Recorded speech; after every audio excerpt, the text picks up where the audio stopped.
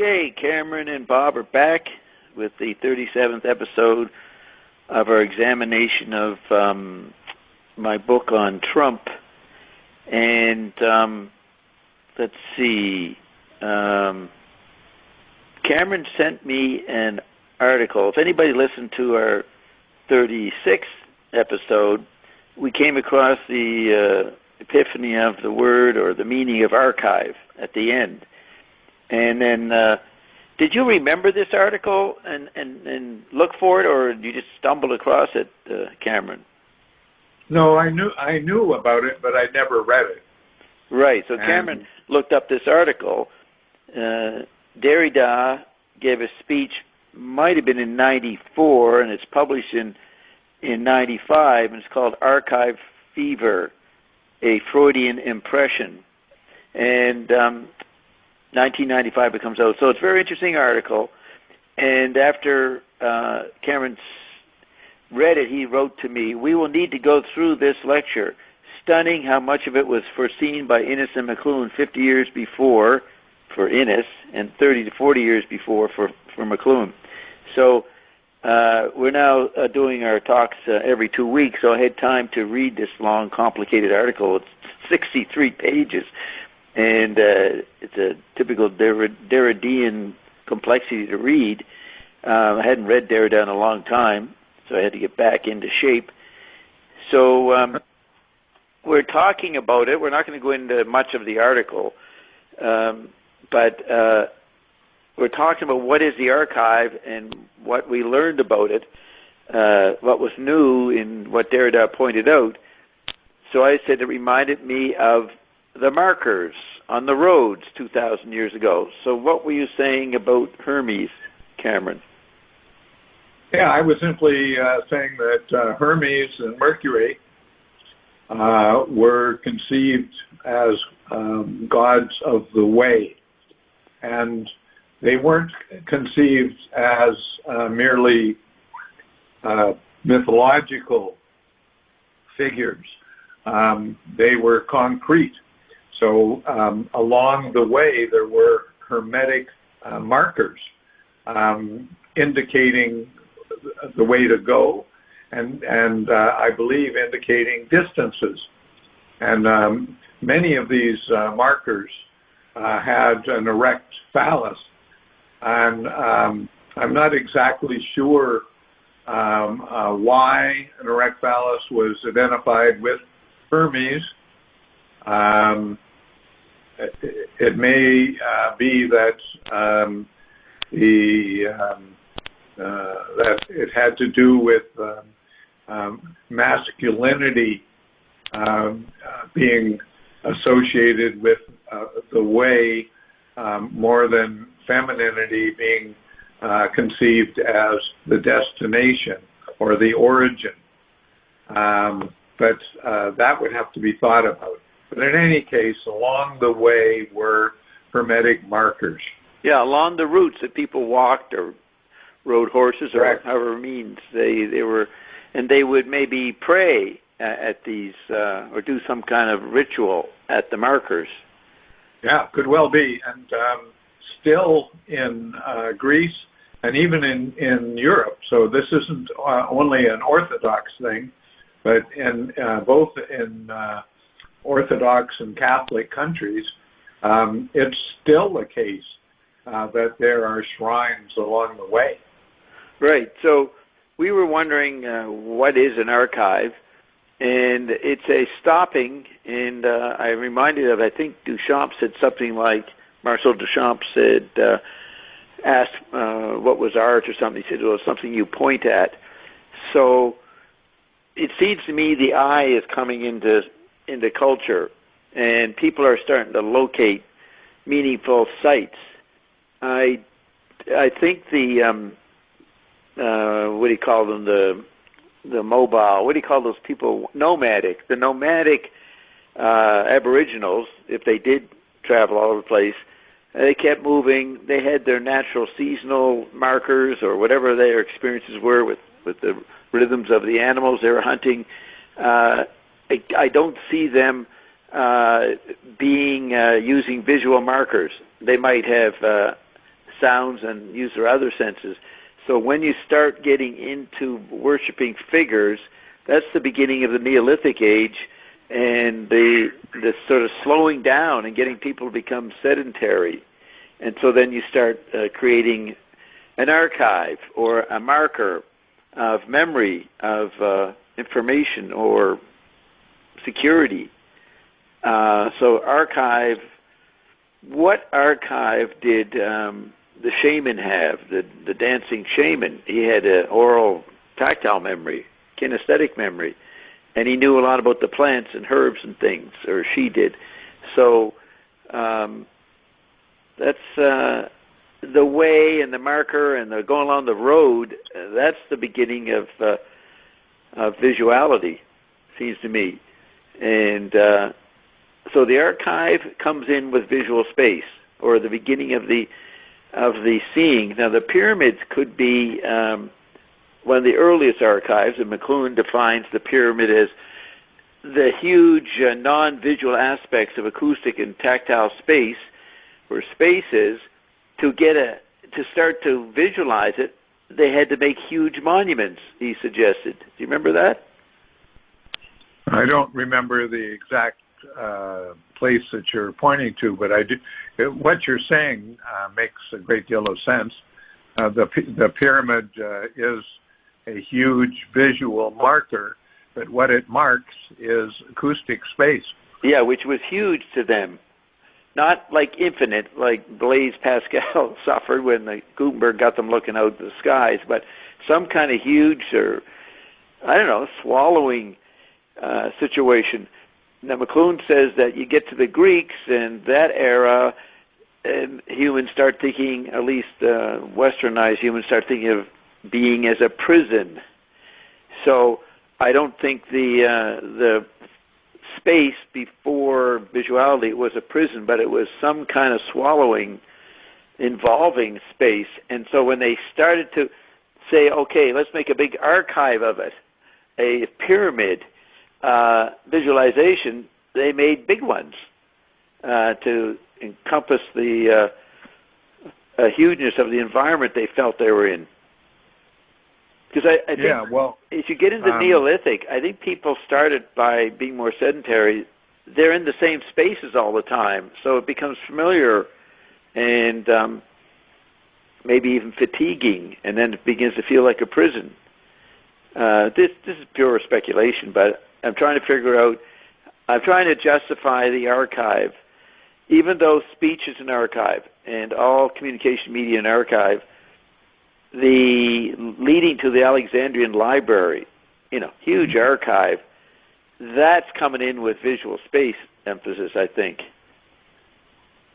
Yes, well, I mean, first off, the library has collections. I don't want to say of books, right? It's got scrolls and it's got parchment. It's got a bunch of letters that are written on various substances. But the whole notion of letters is fairly new in human history. So once you begin to have letters, which are a way of sort of concretizing time, then you automatically have the notion of archive, because letters are types of sound. They are a collection.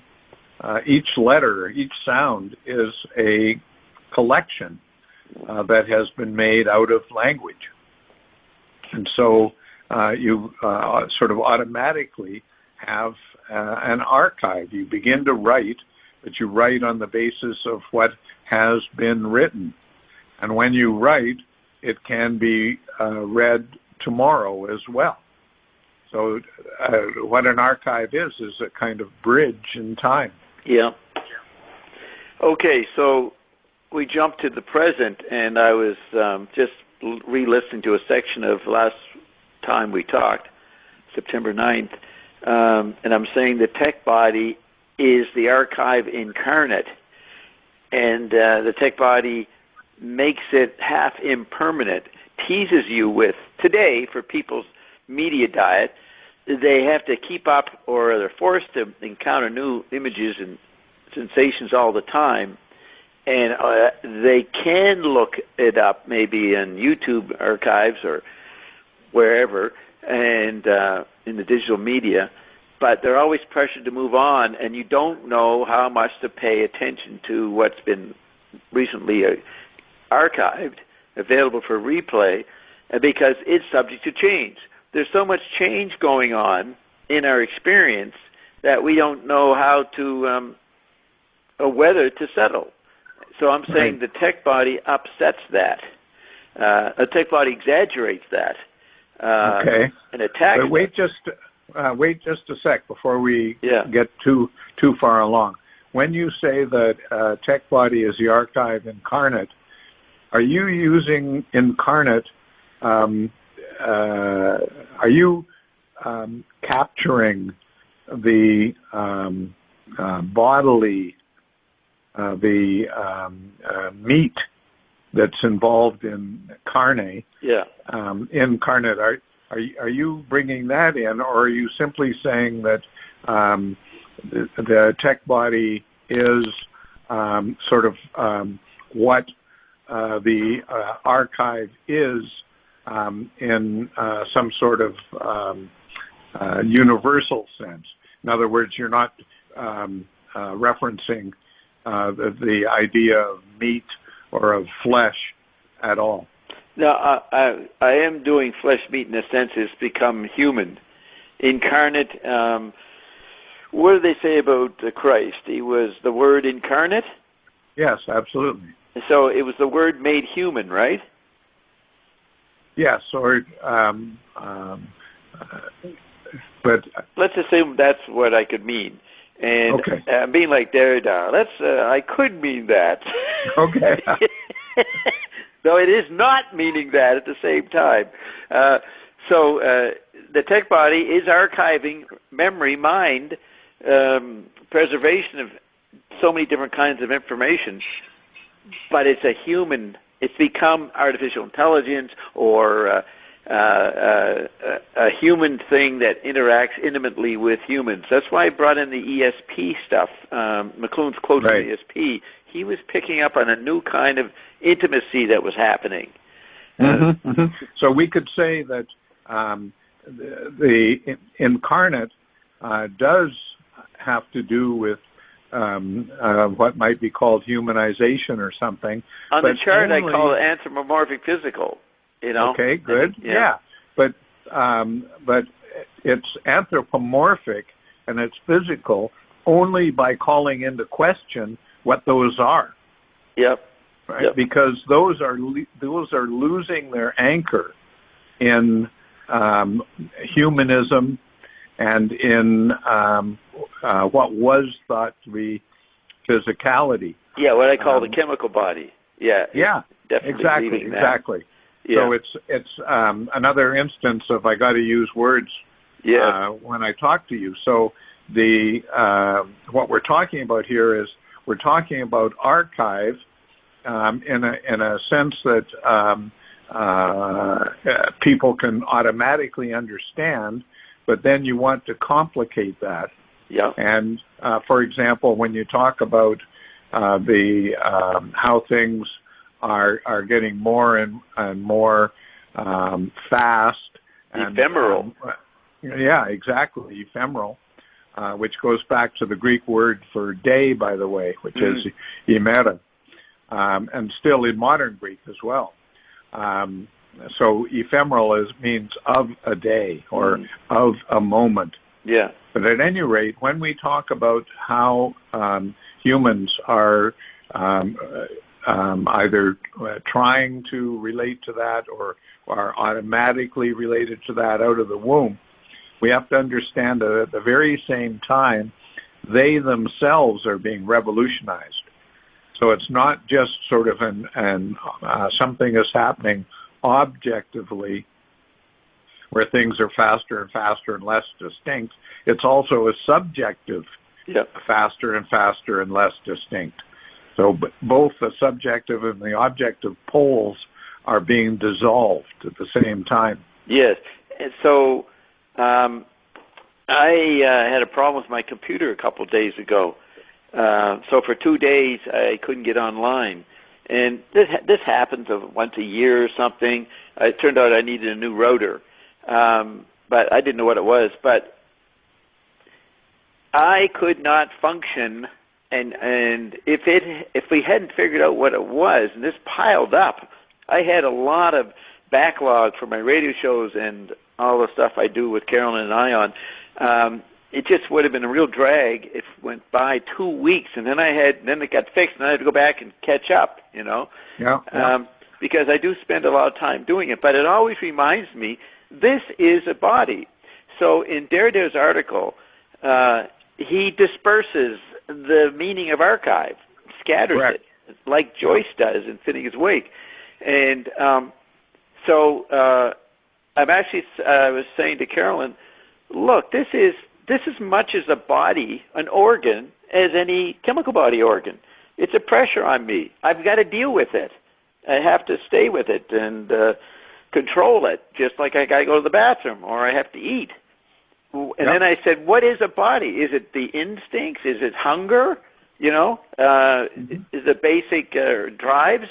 The Internet, this computer thing, is a drive, what I call the chip body. So I was reawakened or reminded of what I mean by saying we got more than one organ, more than one body.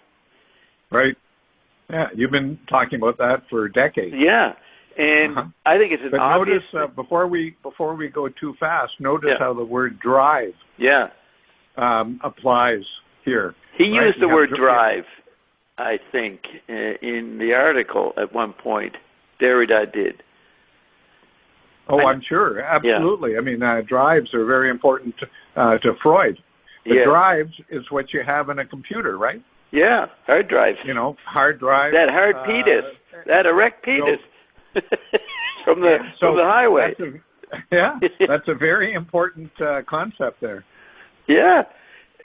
So the dispersal. Now, what is the dispersal? Is that a problem for young kids? It's only when they have to encounter different societies which emphasize different media and different archives, societies or archives, what they think is important to preserve. And the problem more and more for the generations is, the new generations, is how much they can drop the old archive and process ephemerally every day the archive of information they're dealing with. And if they're not processing it, they don't think they're keeping up with it. Because you could think of how everybody's on the Internet and doing a billion different websites or whatever they're processing. And it's the processing process that means you're alive, not what you're processing, not the content. So I see all these people all the time looking at their smartphones and processing information. And that's what Barry Nevitt, I said, one day I said, what's Fitting Its Wake or something, and he said, it's process as figure. And that's why it's prophetic. It showed the processing information blatantly, and the dispersal and the subjectivity challenges and the objectivity challenges and all these things. And all you have to do is keep swimming. Doesn't matter where you're going, if you get anywhere, but you got to keep swimming. And if you get disconnected, knocked offline, you start thinking you're stranded at a port or something. You're not out in the sea, swimming, processing. But I think we'd have to be clear about the difference of somebody like Joyce, who is attempting to depict that processing, and somebody who's subject to it, right? So that the kids, when they're trying to get an idea of what the hell's going on, they're not conscious of the complications of processing. Right, they're living it instinctively. They're good at it, but they don't know the word. Well, are they good at it? I mean, if you look at what they make of it in terms of stuff you can read in the media or read in journals. I mean, it's almost pathetic. Yeah, but that's in an older medium. You know, you're looking at how they're doing with older media, but they may be pretty good with their texting and whatever they do. How would one know? See, uncharted sea. The last sentence of penultimate sea of the penultimate sentence of Laws of Media is we're in an unchartable sea. Yeah, that's from Coleridge. Yeah. Okay, now. Via Heidegger, by the way. Beg your pardon? I say it's from Coleridge and probably via Heidegger. Okay. Because in the 70s, McLuhan was reading Heidegger with his friend Tom Langen, and was very impressed with Heidegger. And Heidegger's brother described Heidegger's work as through Coleridge's image of we were the first to break into that silent sea, unknown sea. Silent sea. Yeah. So I think that's where the McLuhan's got it, but I'm not. No, he had that quote in the 60s. He said he and Carpenter felt that way with explorations. Okay. You know, and like. Well, of course, he read Coleridge a lot. Right. It's in.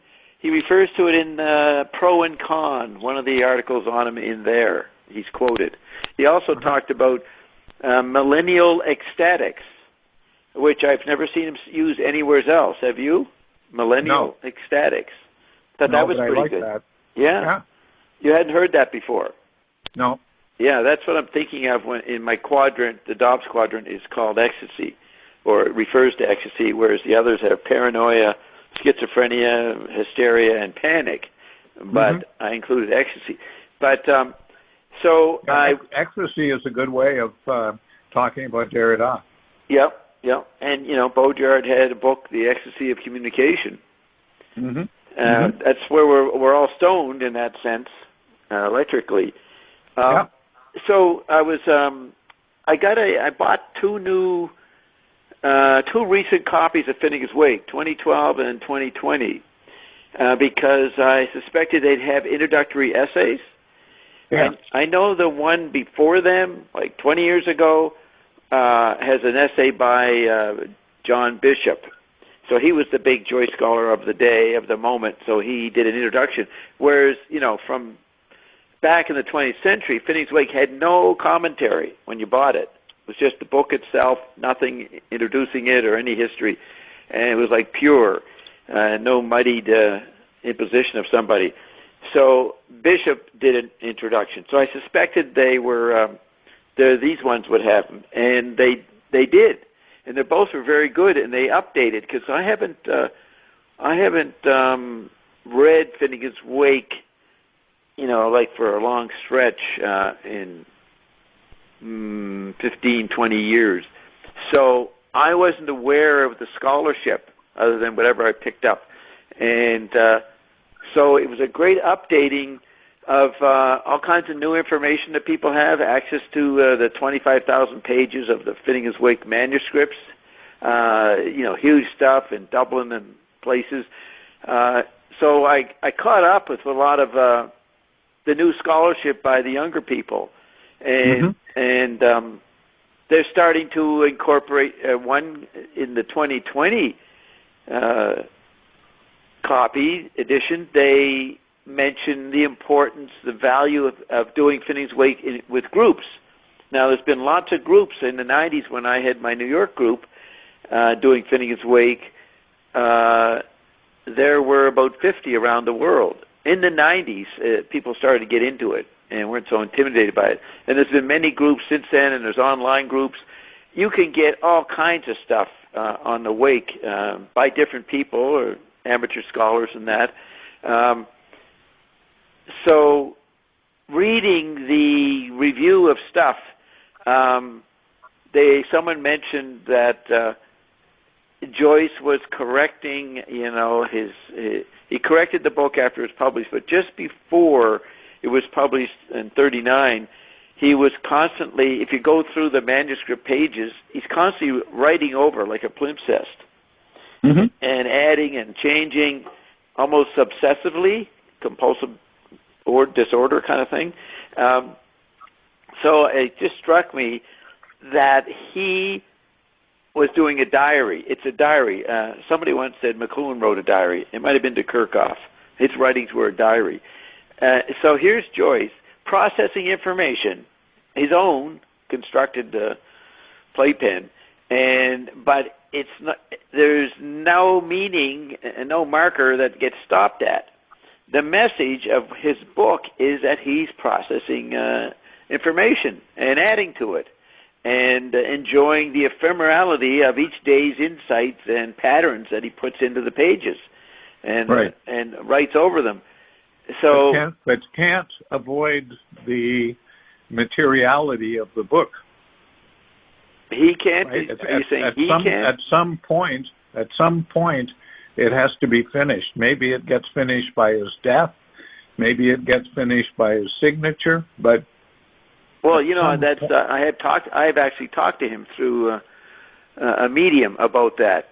He said that there was a lot of passages that were on the cutting room floor, better stuff than in there. He said I had to stop it and put out a book, but it wasn't important as much what he put out.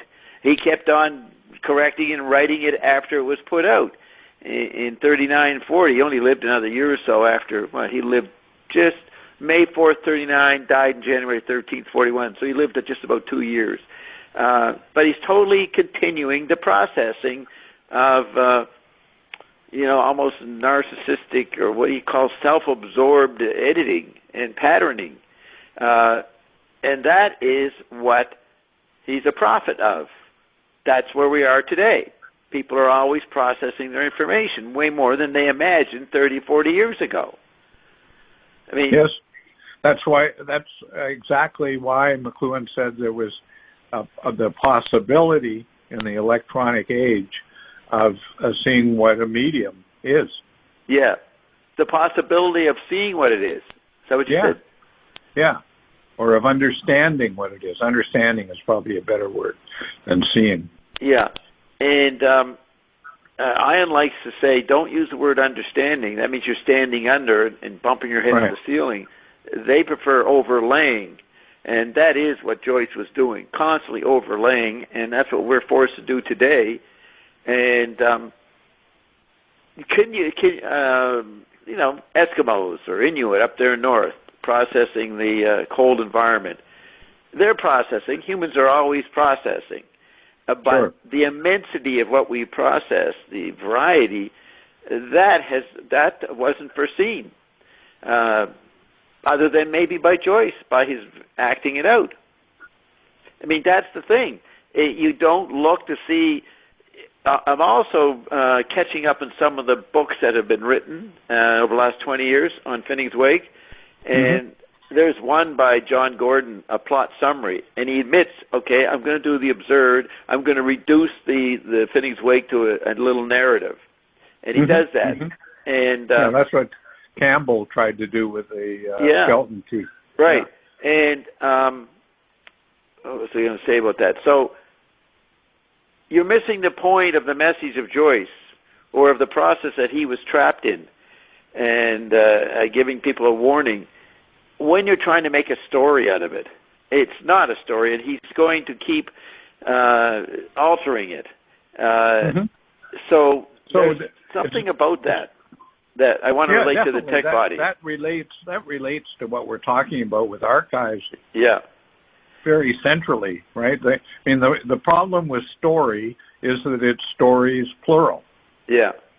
Right? And so it's in everybody is trying to deal with that plurality, and that plurality is both internal and external, and the ways that most people have to deal with it, including huge government agencies, including military and stuff, is to try to still it, to try to bring it to a standstill and be something that is fixed. Yeah.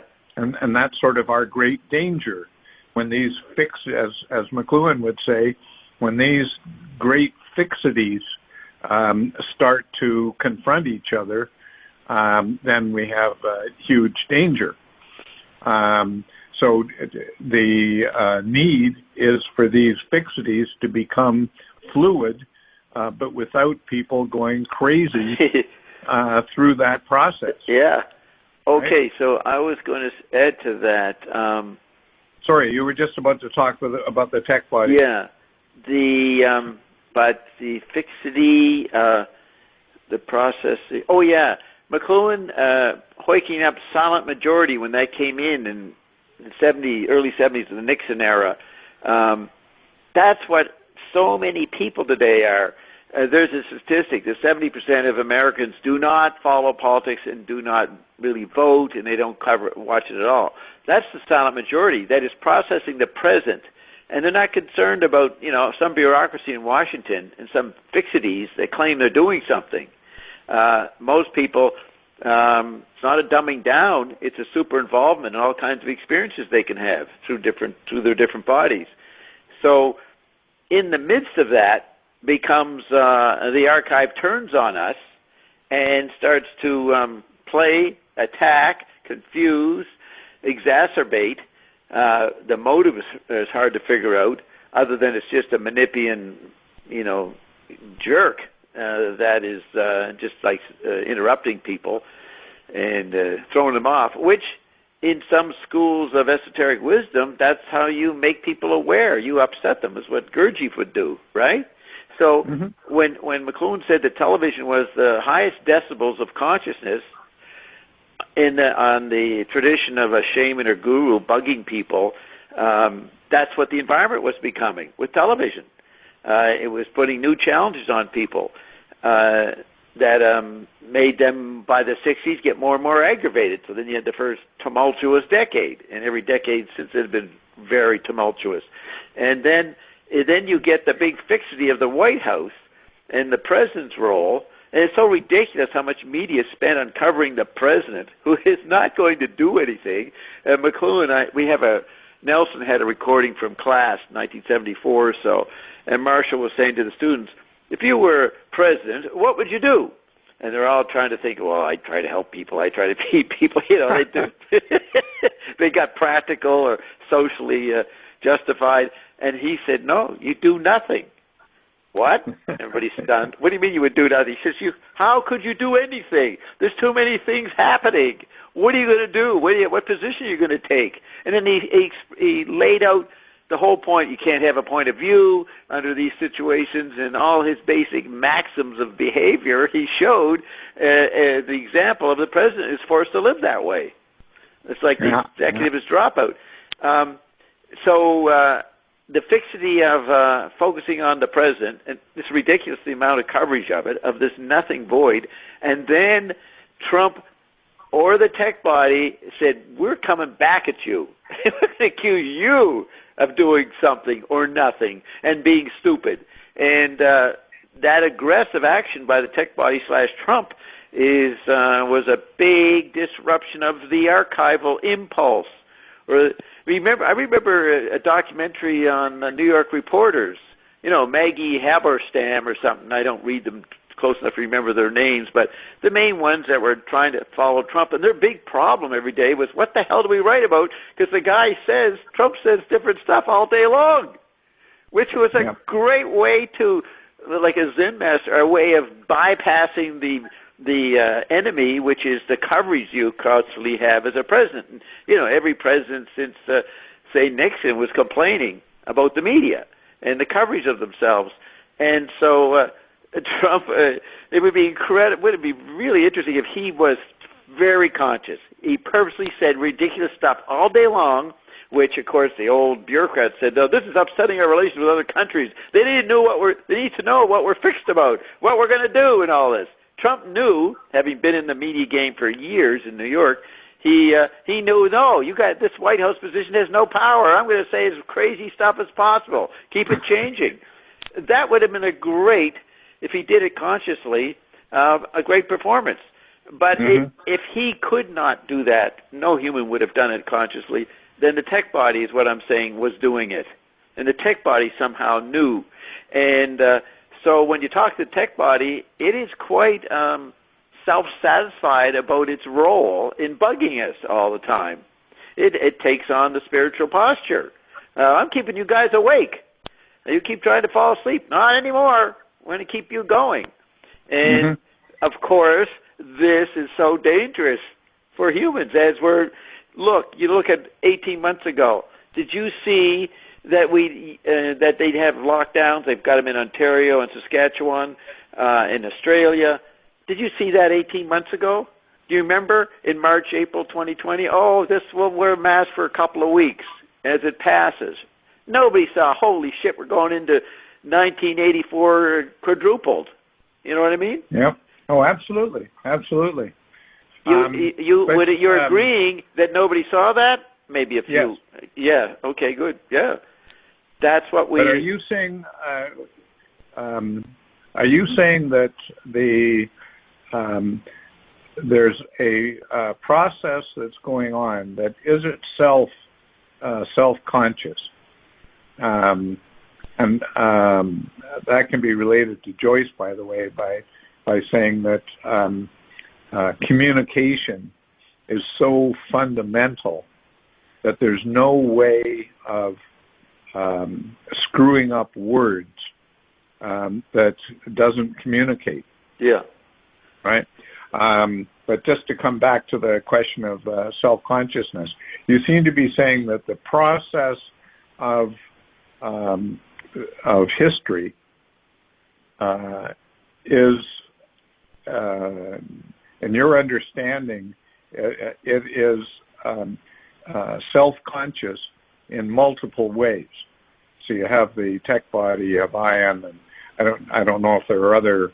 Yeah. Maybe well, each one of the bodies is different kind of consciousness or self-consciousness. The astral body, the TV body, the chip body, and then the mystery body, and then the hexatic body. But are you saying that the tech body itself has all those different bodies? Yeah, it's a merger of all those bodies and an exaggeration. Oh, it's a merger. Okay.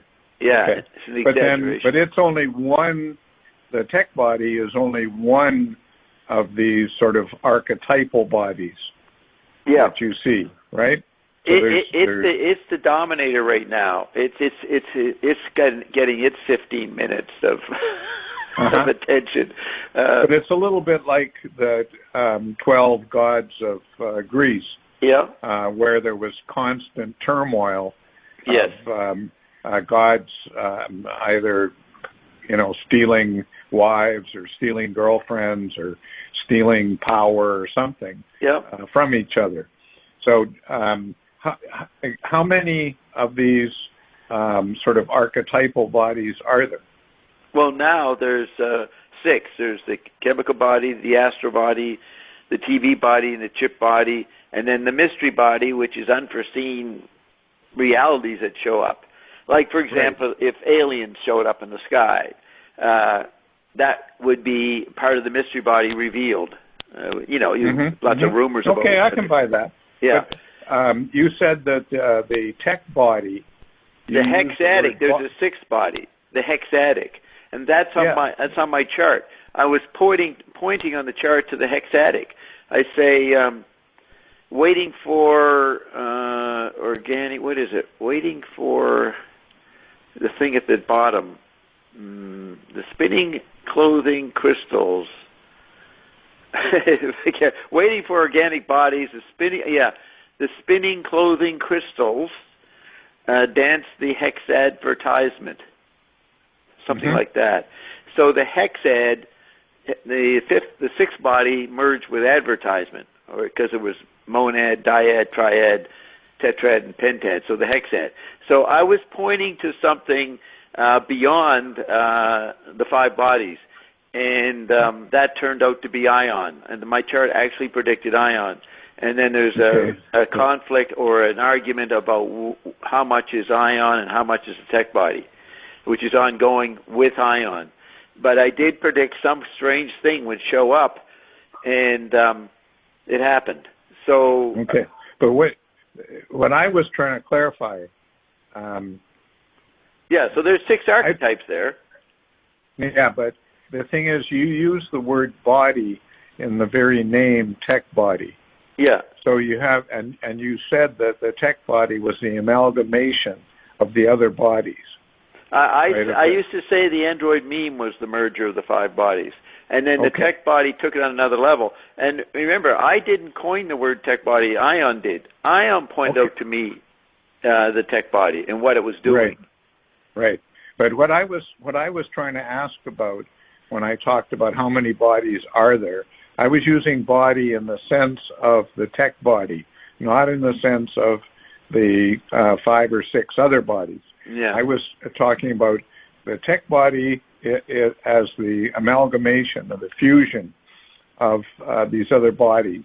Let's say that's one body. Yeah. Let's say that ion is another body in some other sense of body. Right. So how many of these type of archetypal bodies, of these managerial bodies, let's say, are there? Are there just 2, or are there multiple instances of these? Maybe the user is the content. You would decide what you would fragment and make categories of. I'm saying the 6 bodies are the 6 archetypes, and you'll see I play with archetype, the word, in the other chart, the fuller chart, called Dobbs formula, which goes from 1750 to 2020. I have the word archetype up there in the title, but I'm fully aware of the cliche archetype interplay, which McLuhan said consciousness itself was the interplay of the cliche archetype dialectic, which is an interesting statement. But then I'd have to say that humans, they would have to decide how many archetypes they require or prefer or feel put upon by. I wouldn't make a rule about it, because there's always no rules to be made here. Even though you're constantly making daily rules or patterns or epiphanies. Mm-hmm, you know? And that applies, in your view, that applies also to ion and the tech body? Yes. So that's interesting, right? Because look at how that kind of relativizes everything you say in the book. If the tech body is behind Trump, or is pulling the strings of Trump. Yeah. But the tech body is itself a relative power. What that does is it introduces a series of mirrors that we need to be aware of in evaluating Trump. Yeah, the world of horizontal symbolism that McLuhan liked in the early 50s, ricocheting mirrors. Yeah.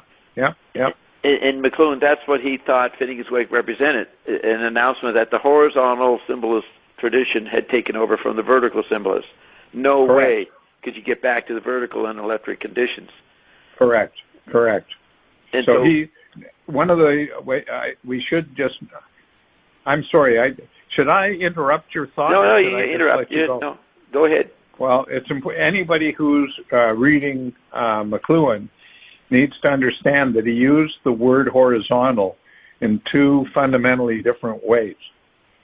So in the article you're talking about, he distinguishes horizontal from vertical in the sense that with the vertical thinkers, there could be thinkers that valorized the up, or there could be thinkers that valorized the down. And the horizontal thinker was a third possibility, not a second possibility from the vertical, but a third possibility. Yeah. And so sometimes he used horizontal in what seems like a dualistic fashion, and other times he was explicit about it being at least 3, if not more. Yeah, that's the important part about McLuhan, is that he was a dialectician, but not stuck there. And so that became part of the mystery of him, is oscillating up and down the trivium and quadrivium, shifting from one aspect to another, and that's being horizontal in the third way. Correct. Absolutely correct. And notice that that's not just McLuhan's way of thinking. It's what he sees in history as well. Yeah. So it's not as if there's a kind of thinking going on, and then that thinking imposes a pattern, which would be a mode of dialectics. Instead, what the thinking does is try to come to terms both in itself and in history with that dynamic of the three. Yeah, so when you read McLuhan, and I don't think anybody has emphasized this really, you've got to have Finneg's Wake beside you, because he is contemplating bouncing off Finneg's Wake, at least in the book level, in the Gutenberg world, constantly. And if you can't read Finneg's Wake, then you can't understand McLuhan. Didn't I thought I remember Bob Dobbs saying that over and over. Oh, I've said that for 40 years, yes. Yeah. But let me point out something you may find interesting. I've been doing some work on Hans Selye lately. Oh, good, yeah. And he had a article in the first explorations, 1953. And Selye's concern was with the endocrinology. And endocrinology is concerned with the organics of the communication system that is not a communication system of the nerves in the human body, but of hormones. And the basis of hormones is the benzene ring. And what is the benzene ring? The benzene ring is 6 carbon atoms. Oh, that's amazing. These carbon is really important in ion chemistry. And what did you say? Hormone. What's that? The telegraph? The social hormone? Social hormone in Understanding Media? Doesn't he have one of the titles as hormone? Maybe. I don't remember. I haven't read Understanding Media in 20 years. But yeah, I've got anchored in the 1950s. Okay, so what Hans Selye is supremely important. McLuhan said the idea that media are extensions, or the history of technology, or one to the next, is obvious. He said what is not obvious is why humans are numbed by the process, and nobody has explained that. And he says in Understanding Media, I've figured out how to explain it, and it was based on Selye. Yeah, well, Selye and what was the other guy's name? McLuhan calls him Adolf Jonas. The guy's name was actually David. McLuhan screwed that up. Adolf Jonas, what did he do? Yeah. So Adolf Jonas was the guy that wrote a book on irritation and counter-irritation. Oh, yeah. Yes. And it's the whole concept of the amputation of the senses comes from that book. I see. And that's where numbing comes from, is from auto amputation. Oh, that's interesting. So it's Jonas and Selye. I didn't know about Jonas. Correct. And in some of the scholarship, Jonas is said to be a student of Selye, but that's nonsense. I don't even know if he knew Selye personally. They're saying that they thought he was a literal student at McGill or someplace? Yeah, exactly. I see. Exactly, yeah. And he couldn't have. Sorry? And he couldn't have been, you're saying. Well, he wasn't. He simply wasn't, as a matter of fact. Right. Did they write at the same time? Yes. So, more or less. I mean, Selye was already writing in the, his first paper was in the 1920s. So, Selye wrote a ton of stuff in the 1930s, 1940s, 1950s, and Jonas's book was published in, I think, 61. And McLuhan refers to it already in 1962. So for some reason, McLuhan jumped on that book as soon as it was published. Right. I'll have to look at that. As you're talking, I'm thinking of abstract expression art, Pollock, and then those guys, Barnett, Newman, who just paint stripes. They were doing the medium is the message or the process. They were just processing as painters. They weren't looking for some marker image or some archetype to do. They were engaged in processing. Ridiculously. Well, they were engaged in processing, but they were looking for the medium. Right? Yeah, the whole process of modern art was an attempt to understand what art is. Right. And so early in the century, people were already saying, well, it's color, or it's form, or it's whatever. And they were trying to engage those ideas in painting. But the same thing was going on in sculpture, the same thing was going on in dance, same thing was going on in music. And in books like Joyce. Yeah, absolutely. And if we want to go down that road, then you start to get into physics and to the looking for particles, different kinds of chemistry. Yeah, and the looking for endless particles.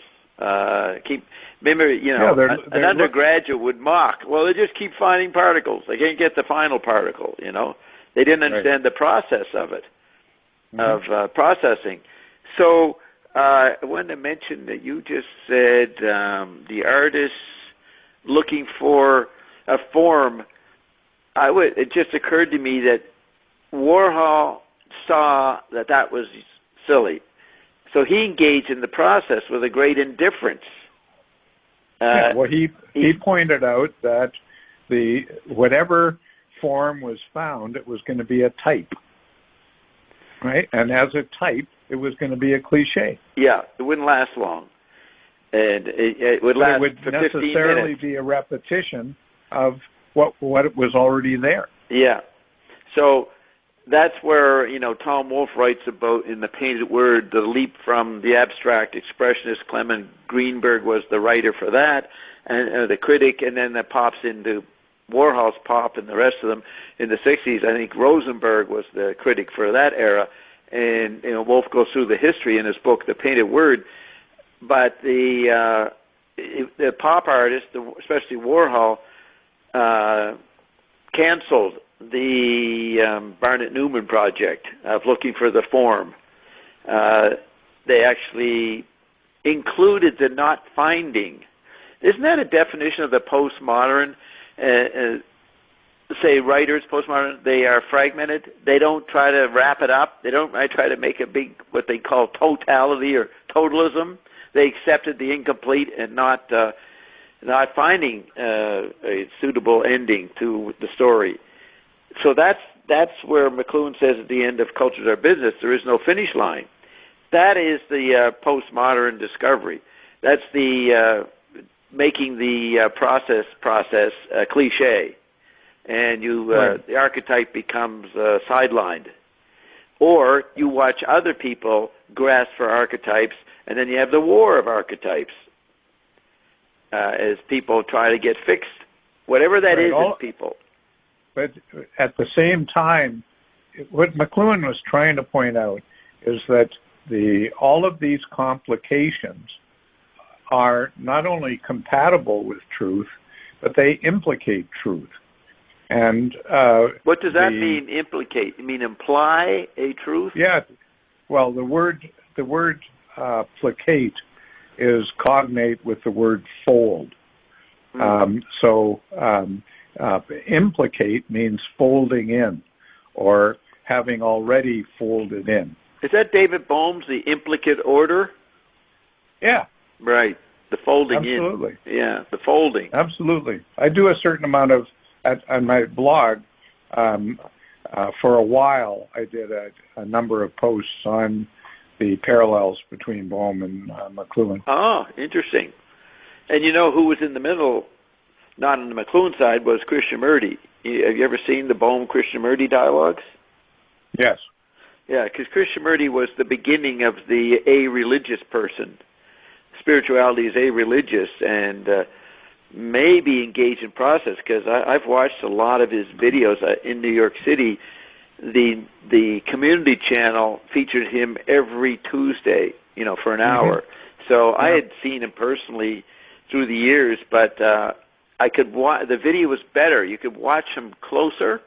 You weren't distracted by sitting in a crowd by somebody, and the camera's close in on him, so you could really watch his face and the ripples of suggestion as he was talking. The same lecture every time. It's the same fucking lecture, Yeah.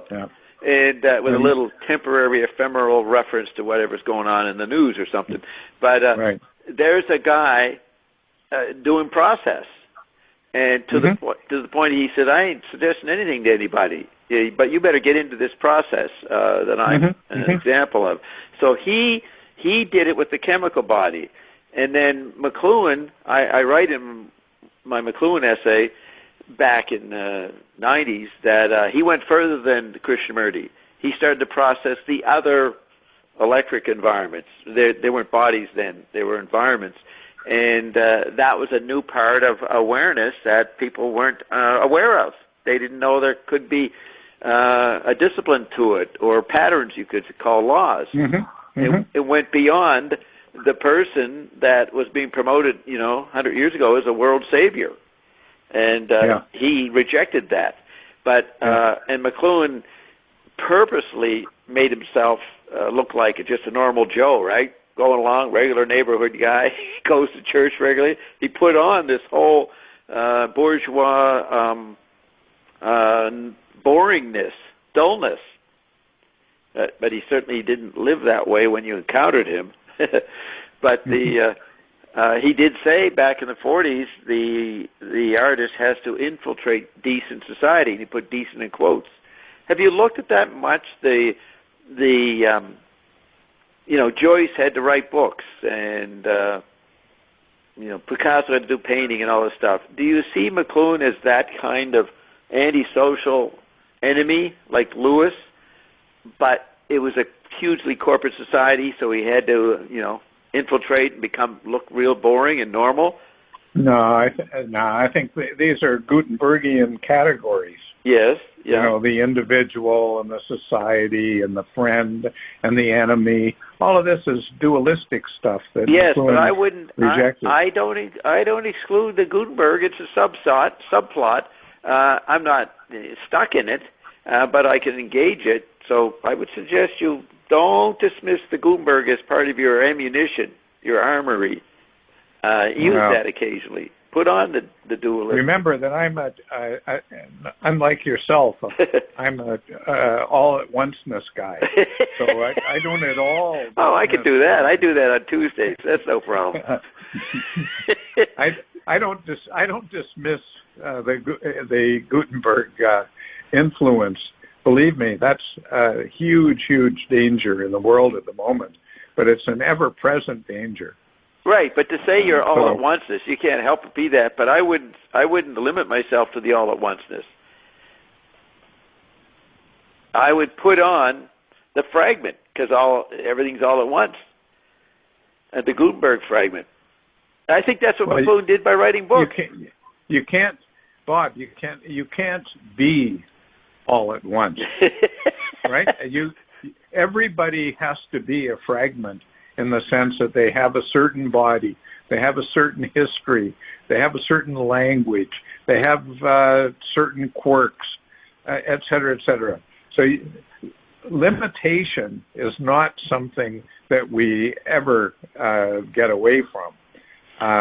So the people that have thought greatly, let's just say Joyce, are trying to think about how limitation works in a way that isn't only negative. How does limitation work with communication? Yeah. how does limitation work with love? Those are questions that Joyce is constantly asking, and McLuhan was too. Yeah. So there was no denial or fragmentation. Dobbs is too. Oh, good. Good. That's why I brought up fragmentation early on. Right. Okay, but I would say like you say, you brought in different things that I have to relate to. But I can spend a lot of time in silence that nobody knows about. And that can be a whole realm of communication that I don't express to anybody. And that could be all at onceness or leaving, dropping off from all at onceness. What did you say about all at onceness? That we can't do it, but maybe I can do it. Yeah, we can't be it. You can't be it in relation to other people, but you can be maybe by yourself on Tuesday. No. Well, I tell you, I spent a lot of time by myself, and so where do you get that time, Bob? If you're on the radio 24 hours a day, that's only this past year. Okay, no, really, I'm only on the radio twice a week. I see. And Tuesdays is 2 hours broadcasting, and then 5 or 6 hours talking, and what we call tailgate. Not broadcast, but I'm taking questions or discussing whatever happened in the show. But on Saturday, it's a 12-hour show. That's ridiculously long. And then 7 hours on tailgate. So I do two long days. I got another 5 days that I have no obligation to anybody. I don't need to earn a living, you know. And so I spend a lot of time by myself, and I always, as much as possible, those 5 days that I'm not doing the radio, I go to the ocean and I swim. I do long-distance swimming, and that's a good alone time and a great way to do it, and I also do some surfing. So I think, like, I have not had one experience of the COVID reality of the last 18 months. I have not been to a store where I had to stand in line with the little spots that I've seen on the news. You know, people stand in social distancing. Social distancing, and they're wearing the mask. I've never worn a mask, never been involved. I take cabs sometimes, and here I always get a cab guy who doesn't want a mask. I don't have to wear a mask. So look at that. I have never worn a mask. I've never been subject to somebody waiting in line, because Carolyn goes to our own market. We own a farm that makes our stuff, so it's a market thing. She does go to Costco for other things, but she likes to get out there and go to these places. I don't care to. So I have not experienced one iota of this new normal that people have impinged on. Congratulations. Yeah, it's unique. I don't think anybody can claim that unless they're out in the wilderness, you know. Well, my neighbor is an artist, and I don't think he has absolute isolation like you do, but he has almost. He's close to it. I'm familiar with that lifestyle through him. Is it because he can live on his art and he doesn't have to? He can make a living at it without involving. Exactly. And all of his food is delivered, and his wife, if anything is needed, like you, his wife goes out and does it. Yeah. But he's got a whole routine of the food gets delivered, then it goes into quarantine. There's stuff from this day in quarantine, and stuff from that day in quarantine.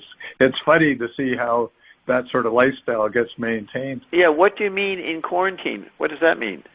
That means if something comes in, let's say from Amazon, then it goes into quarantine. He doesn't deal with it for a certain amount of time, depending on what it is. Oh, because he might get infected or something? Yeah, exactly. Oh, that's fine. I never thought of that, but I'm on my products. I feel immune. Ian said that I've caught COVID 3 times, but it didn't do anything to me because I had our products are so amazing. So there's that kind. No, I don't worry about, and we order a lot. Karen gets a lot of stuff delivered, so I've never thought of that, not touching the box. So, but really, you have to be an artist in that traditional sense to do what he and I are doing, right? That's right. the role. But let me mention, Bob, before we get too far away from it, let me mention that we were talking last time, and at the very start of our conversation this time, about Bulwer, Edward Lytton Bulwer. And Krishnamurti is at the tail end of that same story. That's right, the Theosophical story. That's right. So Bulwer was very influential with the Theosophists. Krishnamurti was the sort of chosen son of the Theosophists, and then rejected that. And so this story that goes from Bulwer to Krishnamurti is one sort of one of the narratives of modernity. Yeah, and that's why if McLuhan went further than Krishnamurti, he and Innes go back to Bulwer. And that's the interest in the occult that McLuhan had. We don't have anything about that from Innes, right? No autobiography. No, he didn't have it. Yeah, not that we know of. But he does. He was aware of Bulwer, maybe for media reasons, not what Bulwer became known as, a novelist of the occult and all that. But yeah, Bulwer was the beginning of the mythology of the Illuminati or something that became Theosophy. Yeah, it's a good point, and it's remarkable that they are referred to, or Innes is referring to Bulwer in this early writing in 36, which you discovered. In Bulwer is 1933. Well, I'm thinking of the 1936 article that Innes did that you were quoting. That's what your blog starts off with, that 1936 article by Innes, doesn't it? 1936 is not the right word. He was referring to Bulwer in, I think this was 1944. I'd have to look it up. Okay. But it's one of the essays that's in Political Economy in the Modern State, and the essays in that book sort of go from 42 to 46. So I think it's probably 1944 that he quotes Bulwer. Well, what is Gutenberg. What is the blog you sent me? If here it is, where Bulwer got, let's see, Victor Hugo, just happened to be right in front of me. PEMS 1. Yeah. What is that? Do I click? That's Political Economy in the Modern State. Okay. McLuhan reads Innes, PEMS 1. So in this article, where do I see PEMS? Oh, there's PEMS 1. Am I going to see something? Okay, 1948. Where did I get this 36 thing? Well, I had an earlier post on McLuhan and Innes in 1936. You may have gone back to that for some reason. Yeah, I'm not seeing where I got 36 from. I don't know why I'm thinking that. I'm looking at the Hugo article, but the Political Economy book, that's where do I find that, a little more detail on that? Which column? One of the PEMs? Well, PEM is Political Economy in Modern State. Right, so I would go That's what it is. PEM so, number 2. For example, I'm looking at a footnote, a long footnote that I have in Innes multiplying Hugo. And what I show there is that he quotes, Innes quotes Hugo in The Economic Significance of Culture, which is 1944. He quotes him again in The Nervous Owl, which is 1947. And he quotes him again in an essay called This Has Killed That. And we don't know the exact date of that because it was never published, but it was sometime around the same time. So Innes was quoting Hugo in 44, 45, 46, 47, in that period. That's odd, because I have this in my memory. I have a pretty photogenic memory, and when I'm reading and something was going on in 36, that was the new fact for me. Well, that's what I have a post that I think is very interesting on McLuhan reading Innes in 1936. And why do I think that happened? Because in the Dalhousie Review issue, where McLuhan first published on Chesterton, there's also a very interesting article by Innes. And I don't think that McLuhan could have had that issue of the Dalhousie Review and not have read that article by Innes, and that was in 1936. Okay, so maybe that's what I'm thinking of. And yeah, I think so. What was Innes's article about in 36?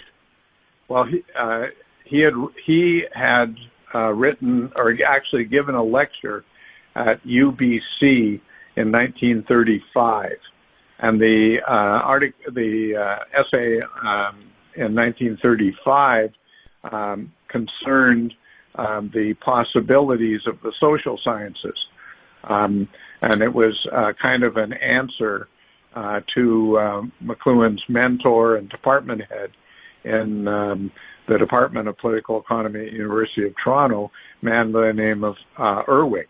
And Urwick was a guy that basically said, well, we really can't know anything in the social sciences, that where things are constantly up in the air.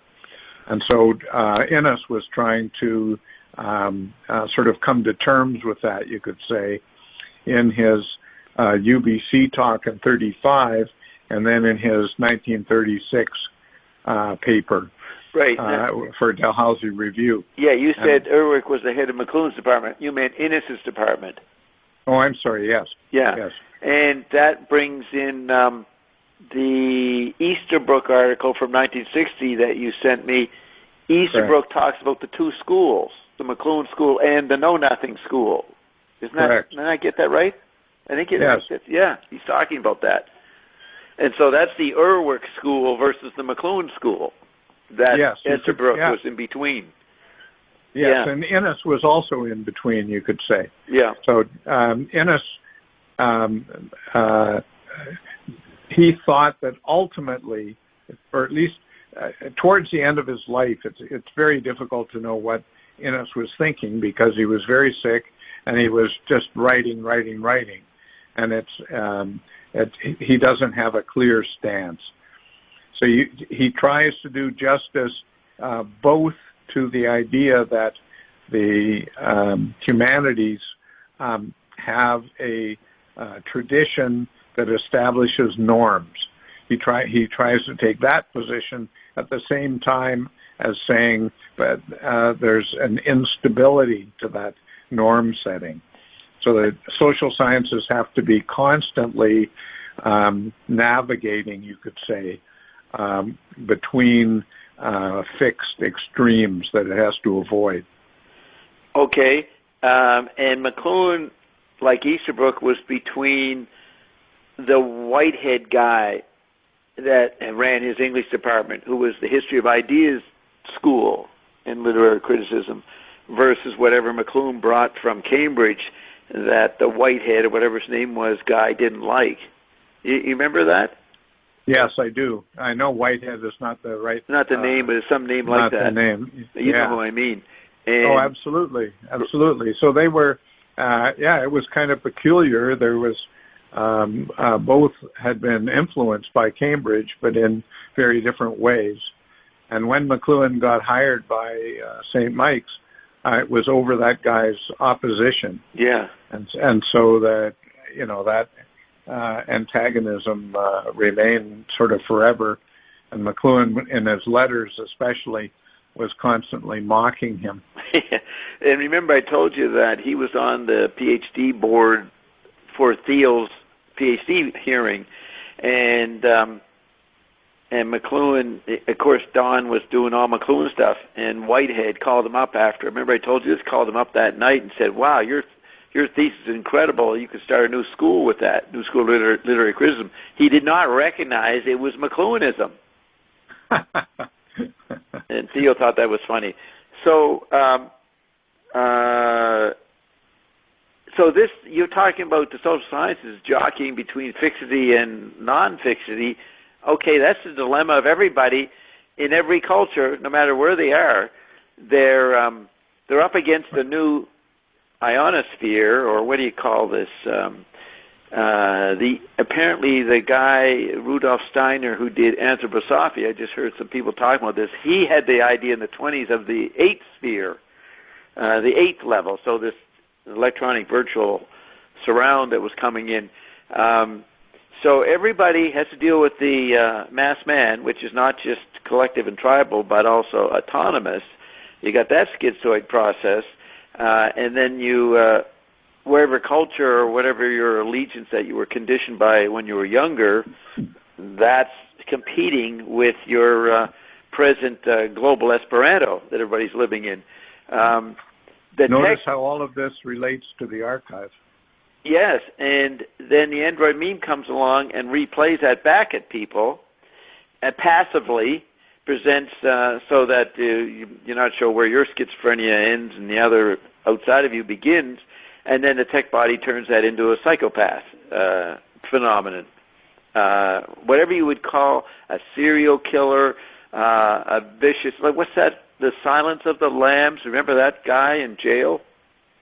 Yeah, I didn't see any of that stuff, but I know what you're talking about. Yeah, we're talking about the psychopathic modern movie figure. Yeah. How does that, if you want to go into the psychopathic, how does that relate to what you said about the tech body trying to instigate consciousness? Well, the tech body knows we're quadrophenic, so he's playing on all parts of our potentials, or what we are and don't recognize. So, yes, Gurdjieff and these people were seen as rather psychopaths. Lewis could be seen as a psychopath because he called himself the enemy and he destroyed all his social relationships constantly. So there's probably different a guy who ends up killing people, and that his psychopathy gets out of control, whereas the artist or the guru, the leader of a group in a school, and a lot of the artists were that kind of personality. Somebody took it over, like say the pre-Raphaelites. They're psychopaths that can hide it and control it and not kill people. And I think the android and the tech body would do both. It would cover the whole range of the anthropomorphic physical. Okay, good. Yeah, so what you're pointing to there, I think, is that the word pathology covers a wide range. Yeah. And probably comes down at the end to tactility. Yes. So you can touch somebody in a terrible way, or you can touch them in a loving way. Right. So in there's a great Wake, range there. Yeah, in Finneg's Wake, he begins with they call it the caveman dialogue, mute, jut, and mute, whatever the two guys are, page 16 or so. There's the first encounter with the other, or you meet a human. And McLuhan at one point said in 1970 that the private person goes way back, that the Gutenberg retrieved the private person. And most people think of our origins in a tribe, but there might have been a phase before that, even in the Theosophical school that claims there's places like Atlantis, which were higher civilizations. There might have been great autonomy and antisocial behavior in those fanciful places or real places. So it's interesting to think of the private individual that you wouldn't know what you were encountering. You wouldn't know what the person could do. You wouldn't trust anybody. You're right that is in McLuhan, but it's a very puzzling thought.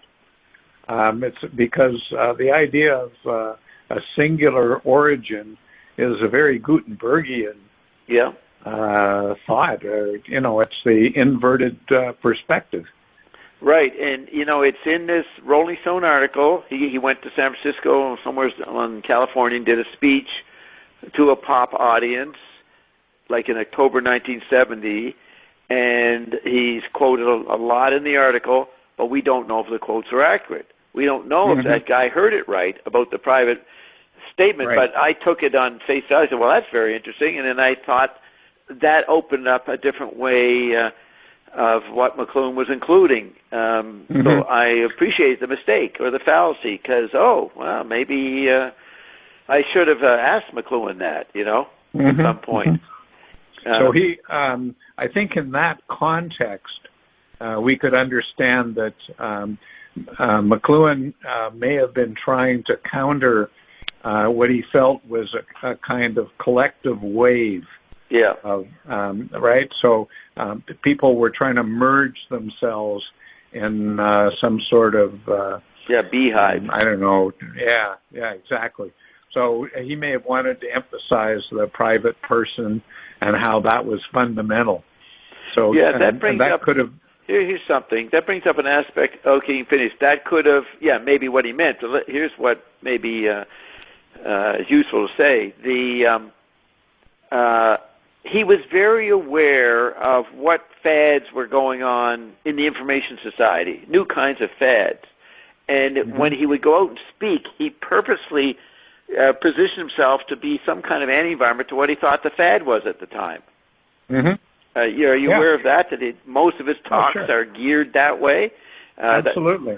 Absolutely. He's not making a point to build up a social science theory or something. He is directly encountering the collective consciousness, not unconscious, that has gotten into a pattern due to the ground of the 18-month period, and he's addressing that.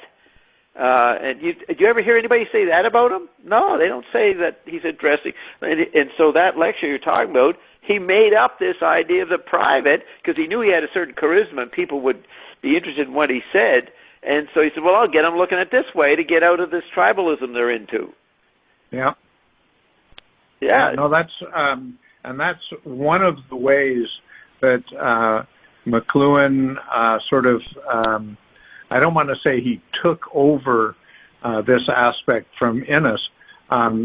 What could I say? This is one of the ways that Easterbrook was able to show Innes and McLuhan that they had certain common concerns. So Innes, that had to be done. That had to be. They couldn't see it. No, but they may not have been able to see why they should get to know the other guy. Oh, I see. So he may have said to each of them, well, here's an interesting guy. I think you should meet him. And then Innes or McLuhan may have said to Easterbrook, well, why would I do this? And Easterbrook would have had lots of answers to that. I've got lots of posts that deal with that question. But Innes was very interested in the question of balance. So for Innes, what's interesting about the 19th century is that there was a sense of balance that was able to constrain the individual expression of both people in a society and between different societies. And that's why there was a century of peace. And what happened in the 20th century, according to Innes, is that we lost that sense of balance. We became dedicated to extremes. And if you're thinking in terms of extremes, there's no sense of overriding justice. So there's no way to constrain through a League of Nations, let's say, or through a United Nations, or through a Catholic Church, or some sort of universal philosophy. All of these things fall by the boards, and what you're left with is, according to Innes, a century of war. So and the existential. I guess he never talks about it that way.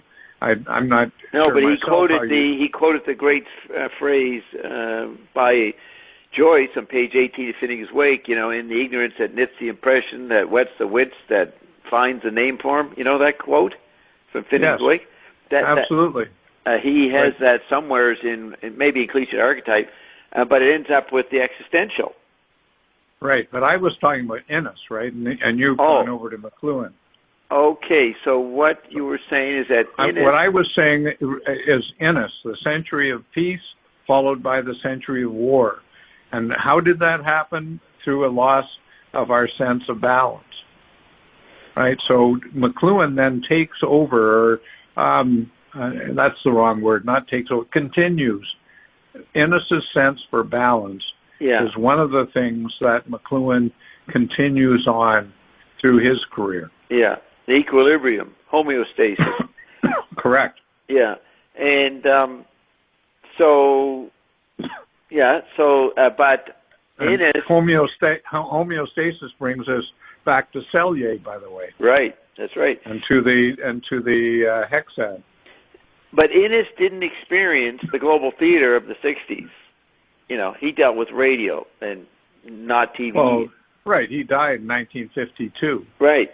So McLuhan saw a new pressure, went beyond what Innes had to encounter. So McLuhan had to update Innes, overlay, and maybe that brought in the existential, is what I was But again, thinking. it was sort of a continuation, because what Innes saw in the 19th century, you could say in the bowels of the century of peace, he saw that newspapers and the telegraph were upsetting that the balance that had been established. So when 1830s. That's right. When Innes reads in the 1830s somebody like Bulwer talking about the different human beings on the two sides of the Gutenbergian Gulf, then Innes says to himself, well, maybe one of the ways to articulate what happened between the century of peace and the century of bullets is to say that we have a new kind of human being caused by communication breakdown, or communication revolution, I guess I should say.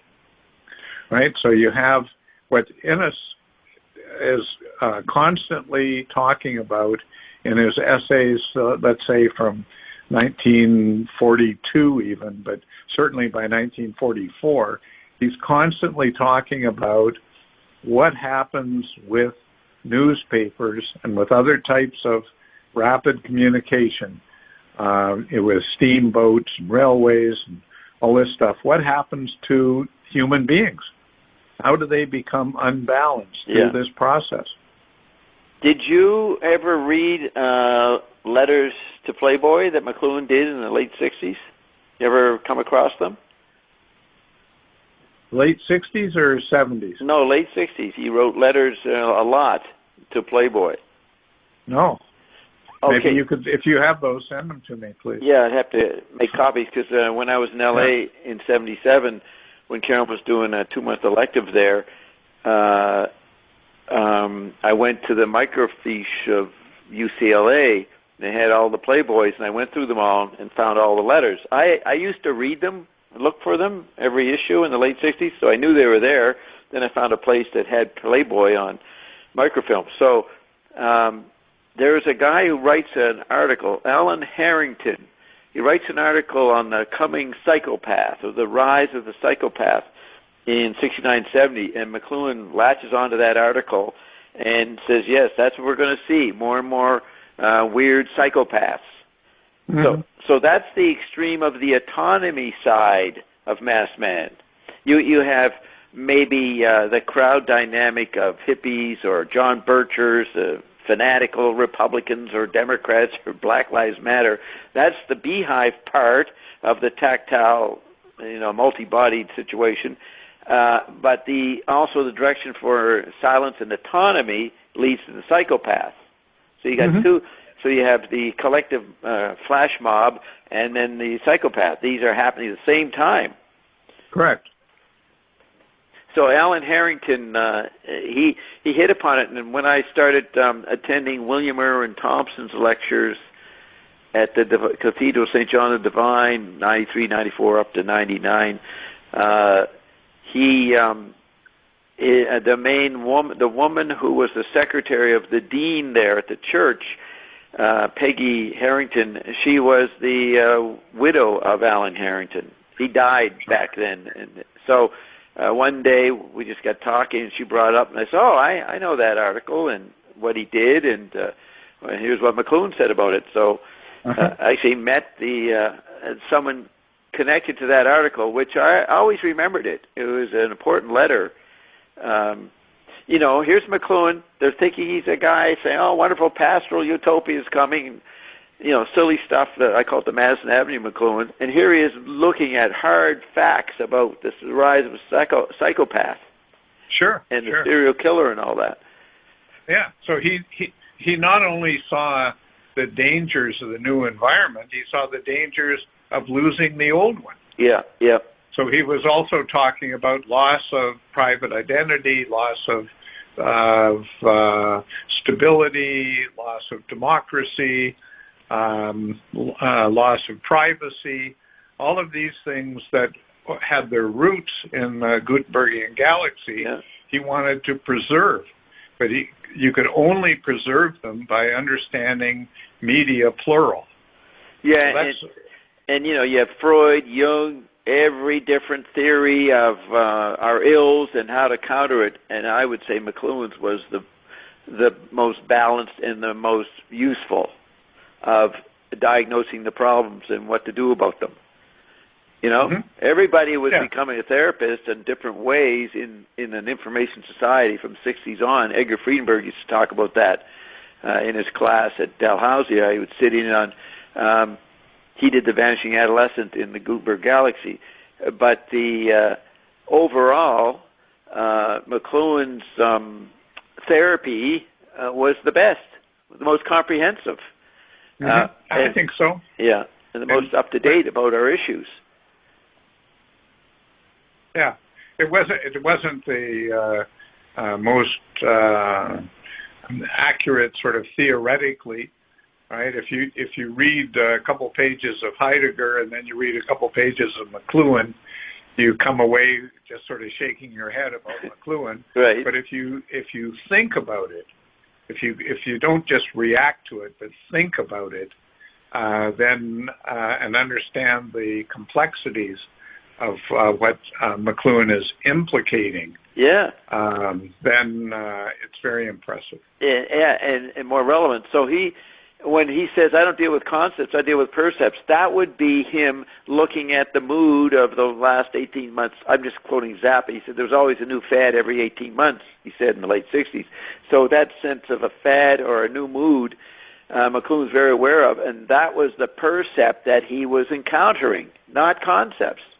He was engaging in an ESP. He felt he was in tune to what made people get obsessive about for a couple of months or years, and he could look at the empirical reasons for it by the characteristics of the environment around him.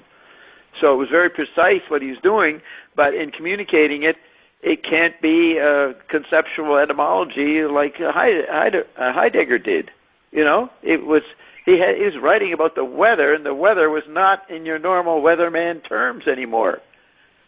Right. No, I like that way of putting it. Yeah, I mean that's what I was always interested in the zeitgeist or something, and that's probably what appealed to me about McLuhan. That he was encountering what was being generated in what he called the collective consciousness. Right. We were unconscious of how we became collectively conscious. But we were collectively conscious, right? Here comes everybody. Everybody was dealing with the same phenomenon all the time through the American media domination. Everybody had to deal with the Beatles. Everybody had to deal with what? Nixon in 1968. and all that happened in '68 and all the assassinations. I don't think that was McLuhan's point. In the 30s and 20s, you'd read about it. You wouldn't get all aggravated like people did once you get into the global theater. It became, I guess you call, pack journalism. Yeah. So this actually is another point that Innes constantly makes about newspapers in the 19th century, that they discovered the way to get viewers was to heft them up. Newspapers for the first half of the 19th century were very staid. They were controlled by government. In order to publish a newspaper, you had to buy stamps, and it was an expensive process. You weren't allowed to report what was going on in Parliament, for example. And so then newspapers were able to extricate themselves from this straitjacket, and they began to hep up the audience. And that's, according to Innes, this hepping up process was one of the ways that society became unbalanced. Right. Now, was that because of the telegraph? Is that what Innes says? No, Innes is not. This whole idea that McLuhan and Innes are technological determinists is bullshit. For Innes, of course, the rise of newspapers is related to technological developments. If you didn't have good roads, if you didn't have good access to paper, if you didn't have a way of printing that wasn't too expensive, then of course you couldn't have newspapers in a modern sense. So of course there's a relationship between developments in the environment, technological developments in the environment, and the possibility of having newspapers hep up the population.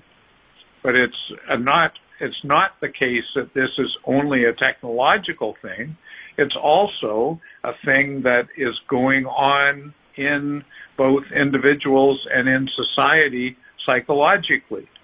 And it would be unbalanced to come down on one side or the other. You have to see how technology and insight work together, or work sometimes positively together, sometimes negatively together, but they work together, and that working then produces effects that are generative of the future. Right. So what is technology determinism? Well, who knows?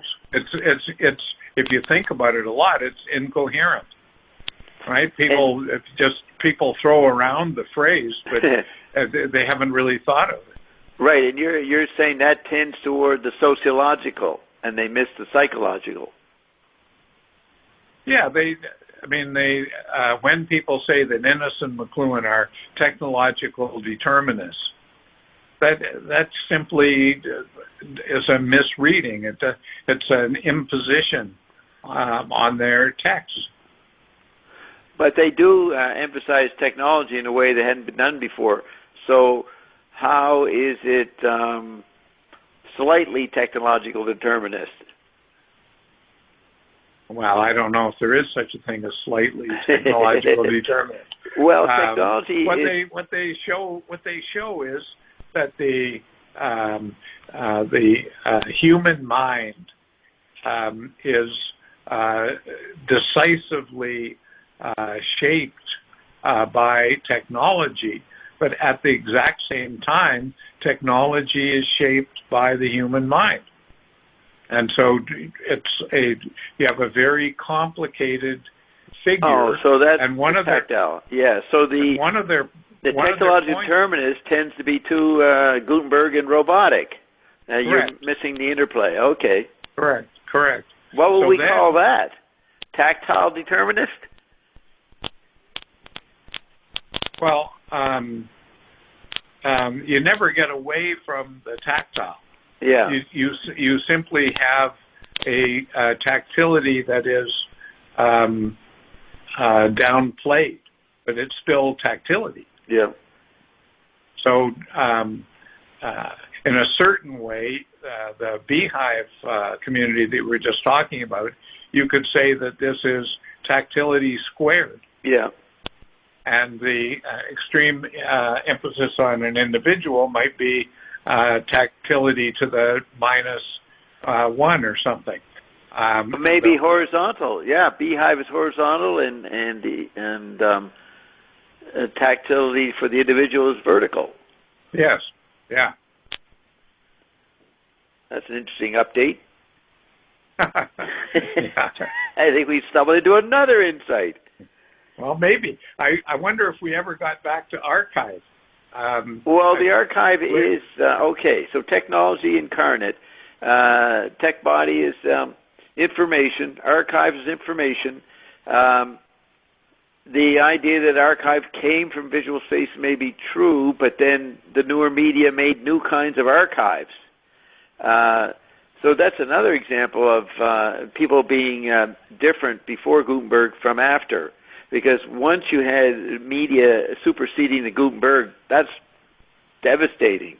That is mutating. And McLuhan even said, when radio came in, we evolved 1,000,000 years. Did you ever see that sentence?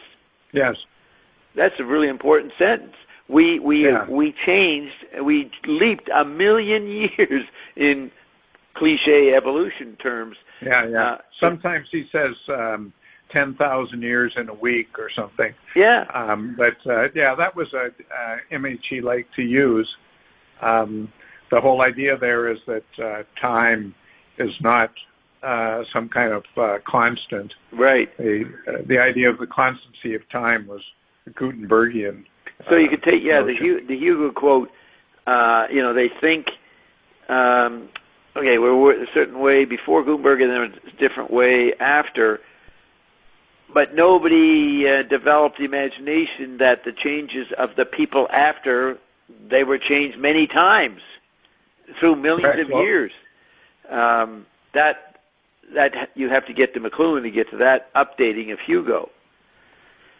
Well, but it's implied in Innes. When Innes takes the singular revolution of Gutenberg and then says that then there was another revolution of the newspaper and another of the radio, what he's saying is that faster and faster humans are getting erased. Yeah. And I have no problem with the term technological determinist in the sense of the tactile meaning. We are determined by technology to the degree we're not aware of what's going on. We are determined. That's the updating of Krishnamurti and the conditioned response that McLuhan brought in. And maybe Innes began it. But McLuhan, the guru figure was more, resonant in the 60s because the individual becomes ideogrammic, translucent, an icon, under satellite conditions. You have the celebrity culture, maybe is the phrase they say, comes in. And so McLuhan comes across as a guru because that's the zeitgeist. That's what happens to anybody who gets attention for a while. Yeah, well, he put on that persona. Not entirely comfortably, but he did it. Right, and he included it. That would be what he and Thiel studied in the early 50s when they studied the occult. Edgar Cayce and these people. He was looking at the charismatic individual, probably with the patina of coming from Asia and the East. Mm-hmm. Why would the East... Go ahead. What was going on at that period of time? And by the way, let me mention that we've already gone over our appointed time, and we got to. I'll have to. We'll end in a minute. I'll have to break off soon, but it's a very interesting topic.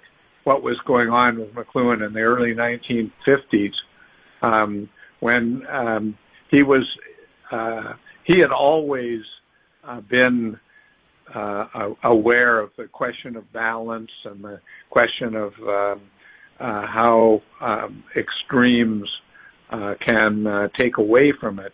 But what he became conscious of in the early 1950s was the idea that people were intentionally trying to unbalance society. Yeah. And that was something that he says himself. He had never been aware of that. He had been sort of naive in thinking that problems were personal, individual, but they were problems of sin. They were problems of greed. And what he came to see is that a lot of these things were collective. And he hadn't seen that before, and he hadn't seen that there were bodies that were consciously, financially bringing about these collective, how can I say? Mania. Yeah, manias that were intentionally militaristic and intentionally introducing instabilities to the world, and that shocked McLuhan. Where does he say that he was shocked? Where do you get evidence of that? Oh, there's lots of evidence of that in his writings in the 1950s. He began to look at art since Coleridge, for example, as artists taking on themselves extreme operations that were unimaginably hurtful. Right? If you look at the very end of the Coleridge essay, for example, and then realize that McLuhan is talking about himself, you realize that what he had been going through in the 1950s was a very painful exercise. I have a couple of posts where I quote stuff about this. I can send you links if you want. Send those. I'd like to look at that. No okay, problem. well, let's end on that fine point, or fine breakthrough, or a new door. So, all right, thanks a lot, and we'll continue in. And if you can find any of those, the Playboy letters. Yeah, I'll have to start if you gathering can send me those. That'd be great. Okay, all right. Bob. Thanks a lot, Cameron. Talk to you in a couple of weeks. Yep. Okay. Bye. Ciao, ciao.